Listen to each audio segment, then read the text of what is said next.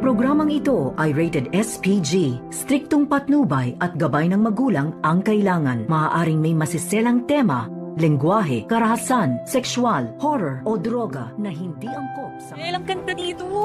Ay nako, for sure, mas magiging mabait si Ma'am Giselle kasi nandito na yung napakaganda na. Humanga naman ang husto itong mga kaibigan ni Annalyn nang makita nga nila itong venue na ginanapan ng party dito ng mga bata. At dito naman na sinasabi ng mga kaibigan ni Annalyn, lalo na itong si Doc Prado, na baka magiging mabait na daw itong si Giselle dahil dumating na nga itong kanyang anak na si Justin. At dito naman nagtanong itong si Doc Antonio na kung darating ba daw itong si Justin. At dito naman na sinabi ni Annalyn na hindi siya sigurado kung dadalo ba ito sa gaganapin ng party ng mga bata. At maya maya nga ay dito dumating itong coordinator at sinabi na may nauna pa daw sa kanya na dumating. At walang iba kundi ito ngang si Justin. At nagulat itong si Annalyn na bigla palang dumating itong si Justin dito nga sa gagawing party.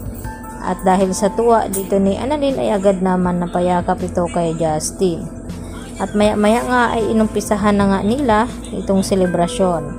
At nagtulong-tulong ang mga ito na mapasaya itong mga bata.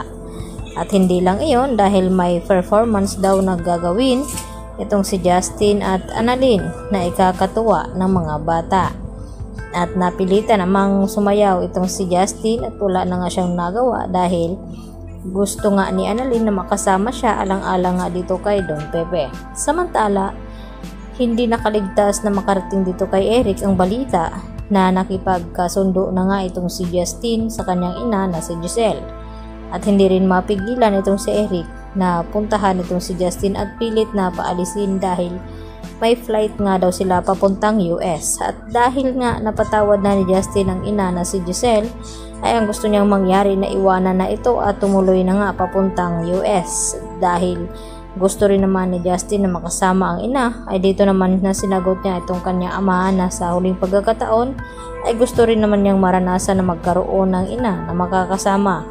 At tila nagalit ng husto itong si Eric at hindi na rin mapigilan ni Giselle na makialam at nakiusap dito kay Eric na kahit ngayon lang Pasko ay makasama niya itong kanyang anak.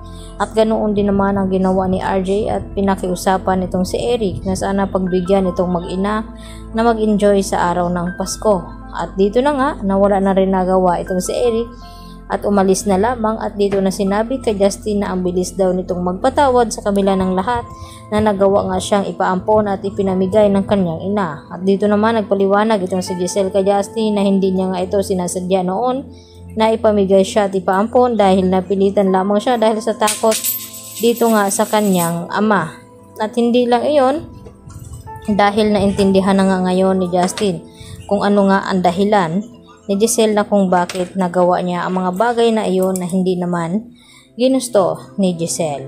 Samantala, natutuwa na rin naman itong si Annalyn dahil sa wakas ay nagkasundo na ang mag-ina at nagkabati at isa na nga lang ang kinakailangan nilang gawin kundi itong ang magising na itong si Don Pepe at kinakailangan malaman daw nila kung sino nga ba ang nagpakidnap dito sa kanya at kung sino ang nagtangka sa buhay nito.